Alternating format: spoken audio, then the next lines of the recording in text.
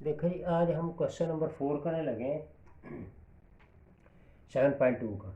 और हमें A R दिया, वो उसने कहा है कि ए आर कर्व को प्लॉट करें। तो सबसे पहले हम ए आर कर्व को प्लॉट करते हैं। For all value of Q is positive.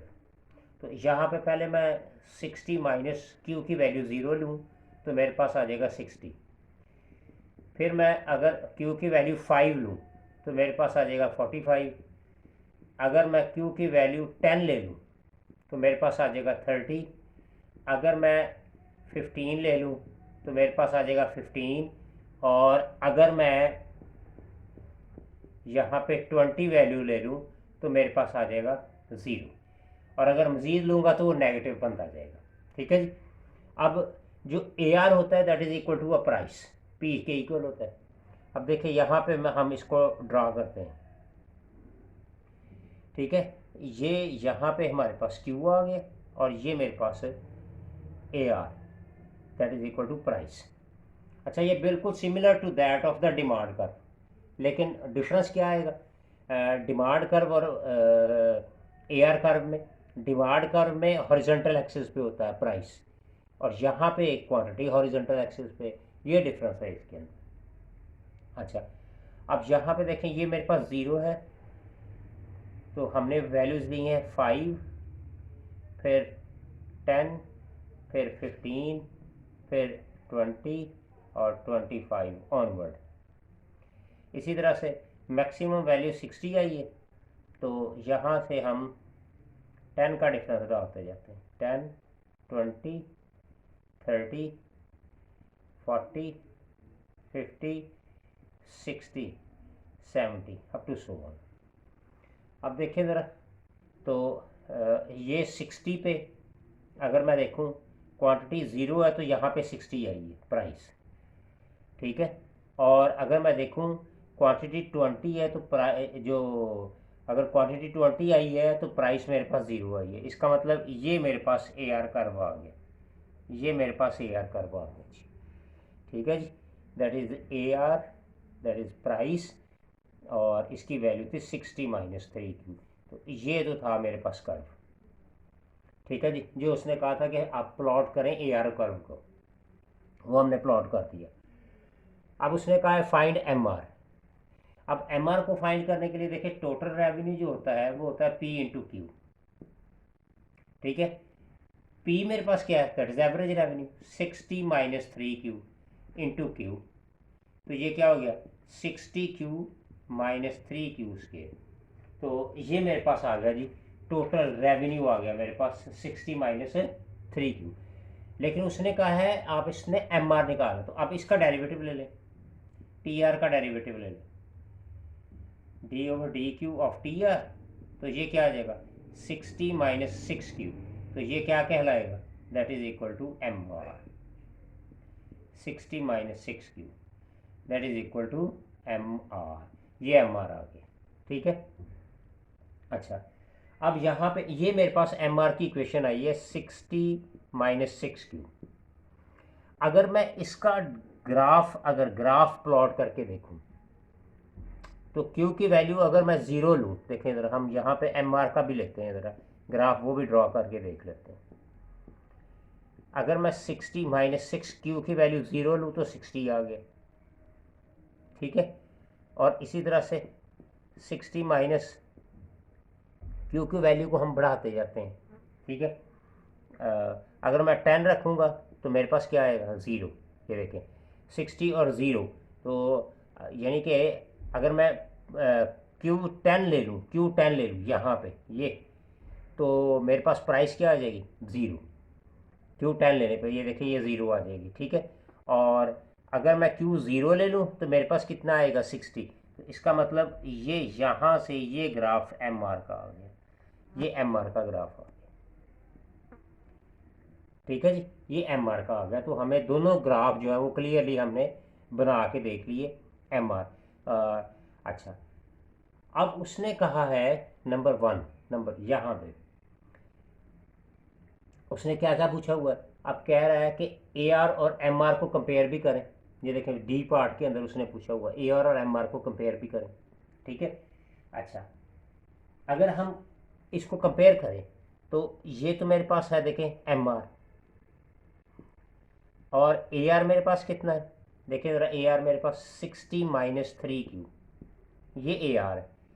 आप इसको गौर से देखें, इंटरसेप्ट तो सेम है, इंटरसेप्ट तो 60 है, देखें वो सेम आ रहा है, ठीक है।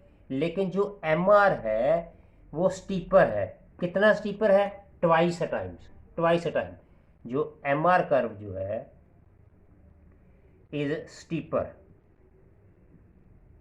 कितना है, ट्वाइस, ट्वाइस स्टीपर है देन किससे, ए आर से, यानी ए आर से ये जो है एम आर जो है वो स्टीपर है। तो यहाँ से ये क्लियर हो गया कि एम आर और ए आर से क्लियर हमें पता चल गया इस डायग्राम से। अच्छा जी, ये मेरे पास डी पार्ट भी कंप्लीट हो गया। अच्छा, अब हमने क्या करना है, उसने पूछा हुआ है does the graph derived in A and B, B part तो हमने किया नहीं, ए पार्ट किया है, तो हमने ग्राफ ड्रा कर लिया। इसका मतलब कि ग्राफ जो है वो पॉसिबल है हमारे पास, ठीक है जी।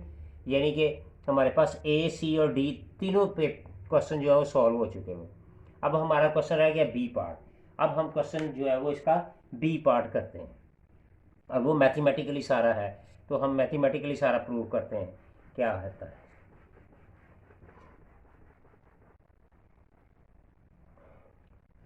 इधर से भी इसको रेस कर लेते हैं ताकि फिर आसानी से ये डायग्राम वैसे ही बनी रहेगी, ताकि मज़ीद आगे फिर इसको सॉल्व करने में आसानी हो जाएगी हमें। ले जी, अब हम इसका बी पार्ट करने लगे हैं, और उसने पूछा हुआ है find the T R function और एम आर, ठीक है। मैथमेटिकली उसने कहा है कि निकालो, मैथमेटिकली कैसे निकालना है। अच्छा, अब ये देखें ज़रा, अभी हमने कहा है कि टी आर जो होता है that is equal to P into Q, P R जो है वो पी इंटू क्यू के फॉर्म में है। अब देखें मेरे पास P इंटू क्यू है, P मेरे पास क्या है 60 माइनस 3Q इंटू क्यू, तो क्या आ गया 60Q माइनस 3Q स्क्वायर, ठीक है जी। अच्छा, ये तो था टी आर। अच्छा, अब देखें जो ए आर हमें गिवन है that is equal to F into Q, हम इसको एफ इंटू क्यू कह देते हैं, दैट इज 60 माइनस 3Q, ठीक है। इसको हमने एफ इंटू क्यू कह दिया।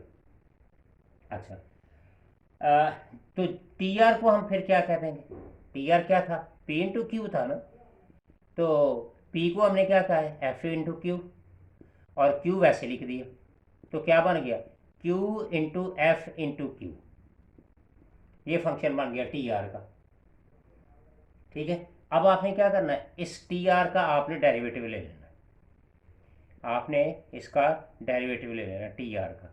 हमने एम आर निकाला ना मैथमेटिकली, तो डेरिवेटिव ले लें आप Q into F into Q, ठीक है। अब इस पर देखिए प्रोडक्ट रूल लगेगा, तो ये एम आर बन जाएगा, ये क्यू एज इट इज़, इसका डेरिवेटिव लेंगे तो F prime Q plus F into Q वैसे ही आ जाएगा, और क्यू का क्या आ जाएगा 1, तो ये एम आर आ गया जी हमारे पास। ये यहाँ से हम एम आर निकाल लेते हैं, ठीक है। अच्छा, इसमें एक और चीज़, दो चीज़ें ना नोट करने वाली हैं। देखें, ये जो अभी हमने ग्राफ ड्रा किए थे, इसमें एक कंडीशन तो आपने ये देखनी, चेक करनी होती है, M R minus A R is less than zero, ये ज़ीरो होनी चाहिए। देखें एम आर जो है वो ए आर से लेस होना चाहिए, ठीक है। मतलब for all positive value of Q, positive value of Q, तो ये तो हमें क्लियर होनी चाहिए, एक कंडीशन तो ये होनी चाहिए, ठीक है जी। अब M R minus A R मैं निकालूँ तो मेरे पास इजीली क्लियरली यहाँ से M R minus A R, चलो मैं निकाल के देखता हूँ, M R minus A R, M R देखें मेरे पास ये निकला हुआ है Q into F prime Q plus F into Q, और ए आर क्या था, ए आर को हमने क्या कहा है एफ इंटू क्यू, ठीक है। ये कैंसिल आउट हो गया, क्या आ गया Q into F prime Q, ठीक है।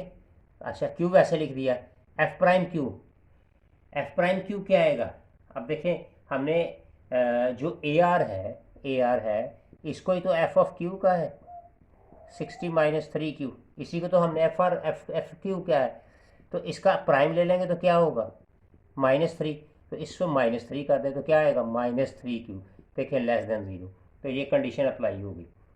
इसका मतलब इस ग्राफ के ऊपर ये कंडीशन अप्लाई होगी, नंबर 1। नंबर टू कंडीशन होती है जी कि एम आर जो है मस्ट लाइज बिलो किससे, लाइज बिलो ए आर। तो देखें एम आर बिलो है ए आर से, ये ए आर है, ये एम आर है, और ये इनके दरमियान जो डिफरेंस है वो लेस देन 0 है। ठीक है, तो ये हमने इसके चारों पार्ट जो है वो कंप्लीट कर लिए। क्वेश्चन नंबर था 4 ये हमारे पास में जी। क्वेश्चन नंबर 10 करने लगे हैं। उसने पूछा हुआ है मार्जिनल और एवरेज फंक्शन एंड ग्राफ। अच्छा जी, पहला क्वेश्चन कॉस्ट फंक्शन दिया हुआ है, हमने क्या करना है एवरेज और मार्जिनल। अच्छा जी, एवरेज निकालने का फार्मूला क्या होता है, cost over Q, 3q² + 7q + 12 upon में क्यू आ जाएगा, तो क्या आ गया 3q + 7 + 12 अपॉन क्यू, ये आ गया, ये आ गया जी एवरेज कॉस्ट आ गया। ठीक है जी, ये पहला आ गया एवरेज कॉस्ट। सेकंड पूछा उसने मार्जिनल कॉस्ट। सो मार्जिनल कॉस्ट जो होता है वो डेरिवेटिव ले लेंगे हम किसका, कॉस्ट का। ठीक है, तो ये आ जाएगा 3q² + 7q + 12, तो ये हो जाएगा मार्जिनल कॉस्ट। मार्जिनल कॉस्ट क्या आ गया 6q + 7, ये मार्जिनल कॉस्ट आ गया। अब इन दोनों के हमने ग्राफ ड्रा करने हैं जी।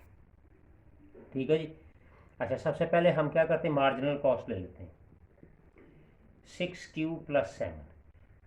अच्छा, अगर मैं 0 पुट करूँ क्यू की जगह 0, तो मेरे पास क्या आएगा 7। अगर 1 पुट करूँ तो क्या आएगा 13। अगर मैं 2 पुट कर दूँ तो कितना आएगा 19। अगर 3 पुट करूँ तो कितना आएगा 25। ठीक है, और अगर मैं 4 पुट करूँ तो कितना आएगा 31, अप टू सो ऑन, ऐसे ये बढ़ते चले जाएंगे। ठीक है, अच्छा इसी तरह से हम ए सी का निकाल लें 3q + 7 + 12/q। जब मैं 1 पुट करूँगा +12/1 तो 22 आ जाएगा। जब मैं 2 पुट करूँगा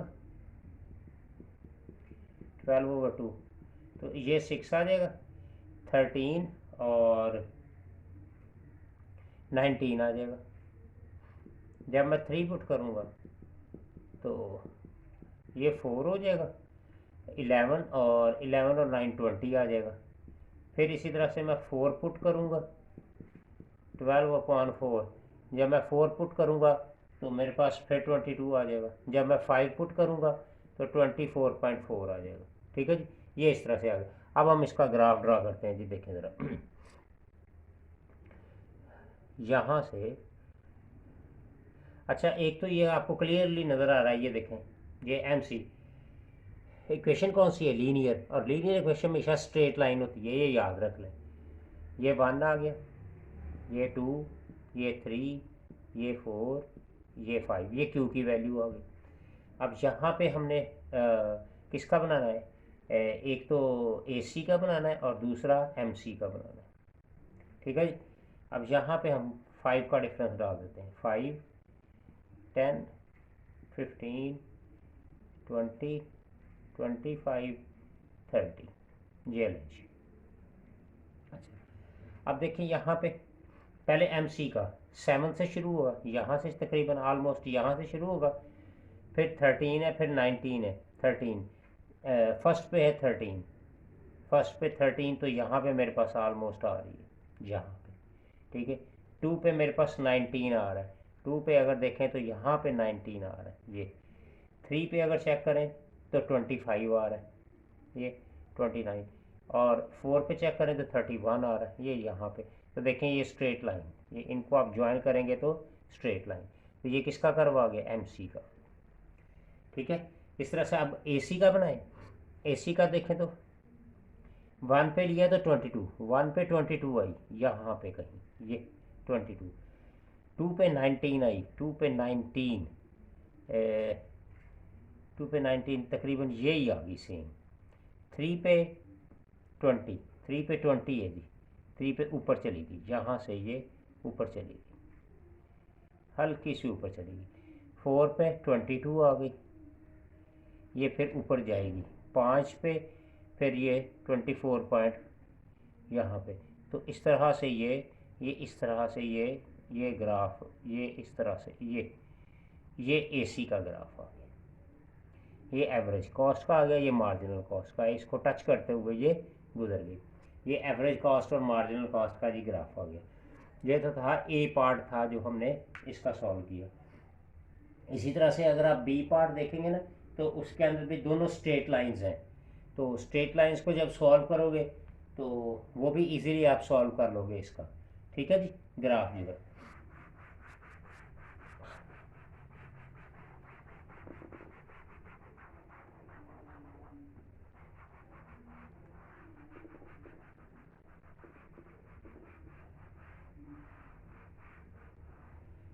जो क्वेश्चन नंबर इसका 10 का जो बी पार्ट है, बी पार्ट में देखें आर दिया हुआ है उसने हमें, रेवेन्यू 10Q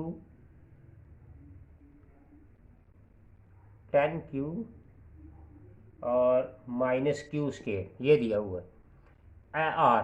तो मार्जिनल रेवेन्यू क्या आ जाएगा, यानी इसका डेरिवेटिव लेंगे ना, तो 10 - 2Q आ जाएगा। स्ट्रेट लाइन, ये देखें लीनियर इक्वेशन, स्ट्रेट लाइन आएगी। ठीक है, इसी तरह से हमने निकालना है जी एवरेज रेवेन्यू। तो एवरेज रेवेन्यू क्या आएगा, 10 - Q, ये भी लीनियर है, स्ट्रेट लाइन बनेगी। ठीक है, तो जब मैं इसका ग्राफ ड्रा करूँगा, देखें ज़रा, तो कुछ ये फॉर्म बनेगी AR की और ये फॉर्म बनेगी MR की। ठीक है, ये AR की आ जाएगी और ये MR की आ जाएगी। इसको आप ड्रा करके देख लीजिएगा। तो ये डायग्राम है, ये इसका बी पार्ट था, 10 का बी पार्ट।